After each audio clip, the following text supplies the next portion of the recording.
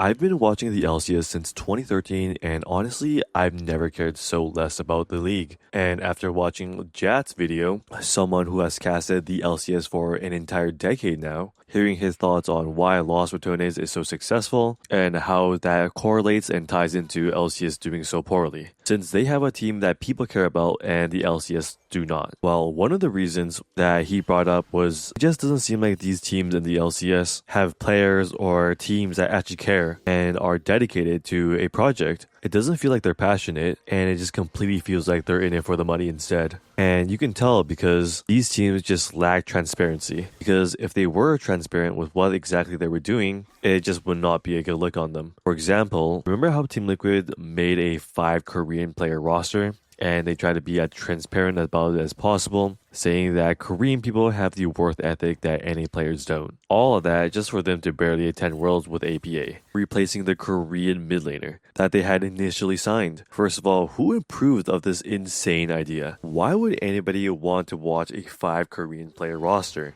Whoever made that decision just doesn't seem to care how stupid of an idea that is. Not only am I instantly repelled from wanting to cheer for them, since it seems like they're trying to cheat the system and calling Korean imports, it also just shows they have no respect for our region in general. If you want me to cheer for you and your team, you need to be first and foremost a respectable organization. If somebody had just came out and maybe said that they wanted to test out an entire Korean roster, that they weren't confident, instead of being completely egotistical about it, as they were in their documentaries about signing an entire Korean team, they were just acting all high and mighty about what Korean culture and Korean work ethic was. At least show a little bit of humbleness. Oh my god. I really don't think the organizations and teams that are in the LCS, how their actions reflect on their team and brand.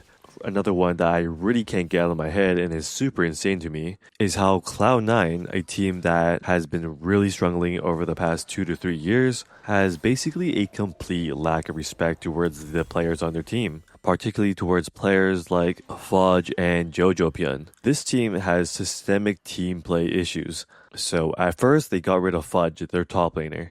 But nobody knows why they did that, because switching out your top laner does not mean your team play will get better. I think a lot of people can tell you that easily. So after they switched Fudge with a random Korean top laner that nobody cares about, trying to shamelessly use a Korean import to help win their games, they were still complete doo-doo garbage and didn't win anything or go international. After finding zero success with their Korean top laner that they shamelessly imported just to not win anything, they then bench Jojopion and then get I Will Dominate to make a hate video on him, slandering him, calling him late, essentially scapegoating Jojopion for their failure as a team and organization, trying to ruin his chances on getting a good offer from another team. And 3 months later, they actually signed I Will Dominate as a coach for the C9 team. A complete conflict of interest. It just seems to like the average person that you as a team try to pay a co-streamer to scapegoat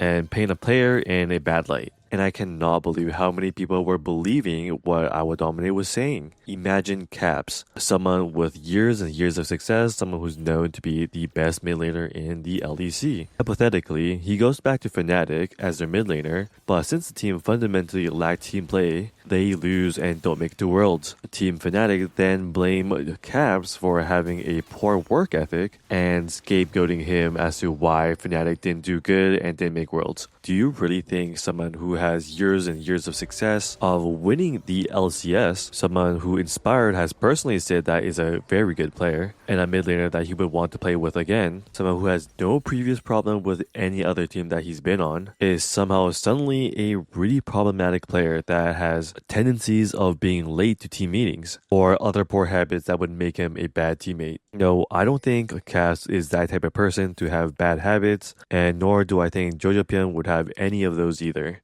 Just by the way they talk, they play, how they carry themselves, both Caps and Jojopion seem super respectful and understanding of other people, and also an incredible teammate. And we can see that proven even more with his time on MKOI. Immediately after getting kicked from C9, he got an offer from MKOI and won the next LEC Spring Split on MKOI, with every single one of his teammates and management praising him, saying how hardworking he is, and proving that he was always mechanically gifted enough to compete at the top level. And his success as a player on the MQA roster really served as proof to how incapable C9 are as a team and organization. It tells me that not only can they not manage talent properly, they're also super duper underhanded and have zero respect for people. Not only trying to scapegoat a player, but also trying to sabotage their future career. What a completely despicable thing to do. You're telling me that you want to cheer for an organization or team that did something so underhanded? I think I have enough respect for myself to say that I'm not going to be cheering for C9. Unfortunately though, these two teams, Team Liquid and Cloud9, are basically the only teams with any history beyond 5 years in the LCS. So as a long-time watcher of the LCS, I've been completely put off by the actions of these long-standing teams. So what teams am I left to cheer for? We have Shopify, Sentinels, Dignitas, FlyQuest, Lion, and Disguise. Besides for FlyQuest, none of these teams have any history to them basically.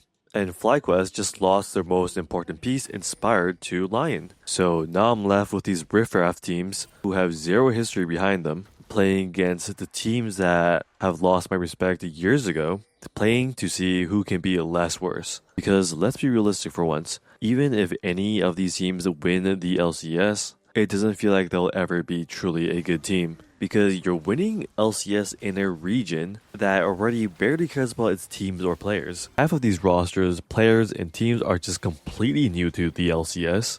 You're beating up 5-year-olds to win a trophy. That's exactly what it feels like to me.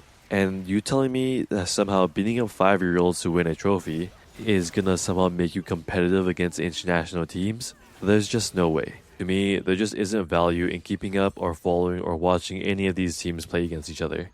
But that's only for now, because hopefully since all these new teams, rosters, and the LCS being brought back, from now on maybe and hopefully we can have teams and organizations that actually care about the players on their team, properly invest and give their players time to improve, and show me the effort they're putting in as an organization and as a team. So far, I'm really like what I'm seeing from Sentinels. They've released an entire podcast and behind the scenes on their League of Legends team. And I'm really seeing that they're really dedicated to try and improve as a team, as a new organization that's in the League of Legends scene. Lion Gaming also seem to be investing a lot into their League of Legends team this year, seeing as they got Berserker and Lion.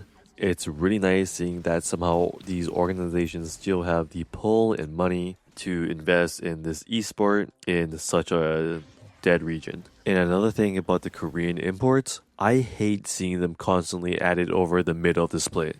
I like when a bad player is able to redeem themselves and become a good player. So when you bench a player or remove them in the middle of the split and instead import a Korean player, it really feels to me like you just cheated the system. Using money to just buy another player the moment anything goes wrong for you. And there's a lot of Korean imports in the LCS this season, but I'll let it slide for now since it's not like they're using them as a replacement and instantly dropping one of their players. At least now they're creating a team around these Korean imports right from the beginning of the year, and hopefully they'll be part of the team for a long time and work together to improve. Going through highs, going through lows, and making a compelling reason as to why I should keep up with their team. And one of the things I most want to see is how much effort they're really putting in and what they are doing to improve as a team. I think that's one of the biggest reasons that Los Ratones is succeeding so much. You can specifically see Keijo's passion for how much he's dedicated to his Los Ratones organization. How much he cares, how much he's worked hard, and if I could just see a little bit of how much the organizations, teams, and players actually care about winning, the steps they're making to try and improve themselves as a team and player without any underhanded tactics like subbing in an import and mid-split, then I feel like the LCS this year has real room and potential to grow and have more than 30k viewers on their live stream. I also think we desperately need a 9th and 10th team now. 8 teams in a major region just isn't cutting it, in my opinion. 2 more teams would be 2 more opportunities to create interesting team narratives that people can follow along with. 8 teams is just too low of a pool of teams to pick and choose from. Anyway, that's it for my thoughts for today. If you have any opinions and want to disagree or agree with me, let me know in the comments.